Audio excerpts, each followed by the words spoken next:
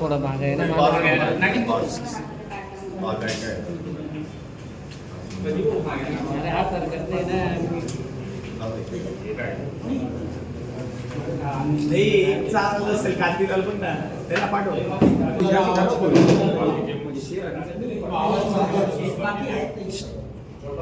माझं काम नाही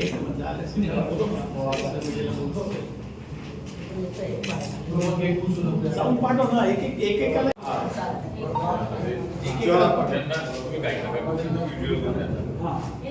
एकदा काम संपलं आपलं काम चालू झालं दिवसभर झालेले बोला ना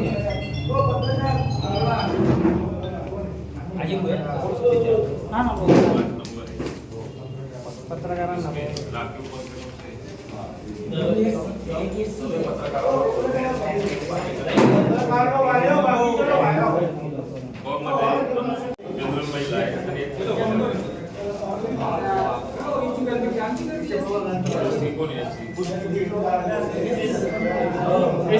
होटल याच्याकडे गुण किती टोटल मतदार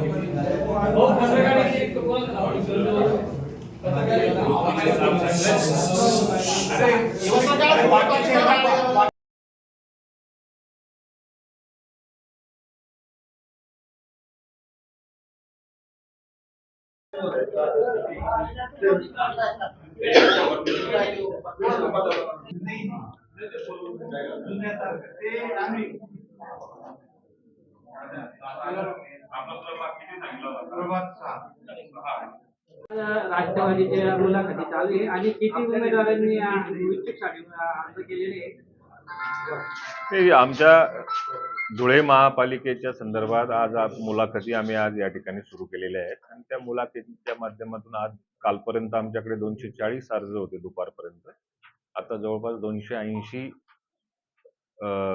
उमेदवारी अर्ज आमच्याकडनं घेऊन पण गेलेले आणि भरलेले पण आहेत.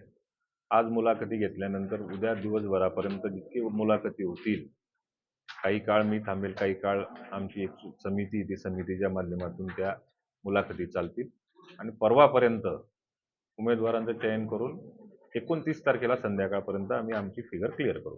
युतीसाठी आम्ही प्रस्ताव दिलेला आहे, परंतु अजूनपर्यंत कुठल्याही प्रकारचं त्याच्यावरती चर्चा झाली नाही किंवा अजूनपर्यंत त्या प्रस्तावाला त्यांनी पाहिजे तसा अजून प्रतिसाद दिलेला नाही. त्याच्यामुळे युती करणं हे प्रथम कर्तव्य होतं. त्या दृष्टिकोनातून आम्ही प्रस्ताव दिलेला आहे, पण अजून चर्चा काही झालेली नाही त्याच्यात. भाजपचा आणि शिवसेनेच्या मॅरेथॉन बैठका सुरू आहे. त्या बैठका राष्ट्रवादीला कुठेतरी महायुती आहे. महायुतीचा पहिला प्रयत्न असणार आहे, पण कार्यकर्त्यांचा लोंढा एवढा मोठा आहे प्रत्येक पक्षाकडे, त्यामुळेच कदाचित थोडंसं मागे पुढे होऊ शकतं. तरी मैत्रीपूर्ण जर का लढवायची वेळ आली तर तसं करावं लागतं.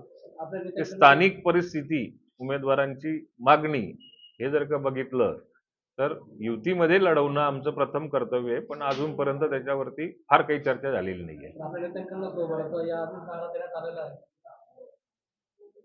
कोणत्या नेत्यांकडनं? मी या जिल्ह्याचा प्रभारी आहे. मी जो नारा दिला ना तो अंतिम नारा असेल. समजा जर का युतीचा आमचा प्रयत्न आहे, मला प्रदेशावरून समजा जर का निरीक्षक म्हणून इथं पाठवलं असेल, जबाबदारी जर का दिली असेल तर युतीची चर्चा माझ्याच माध्यमातून झाली पाहिजे. मी तो करण्याचा प्रयत्न करतोय. त्यात सायझेबल जागा जर का आम्हाला मिळाल्या तर प्रथम प्राधान्य आमचं युतीला असणार आहे.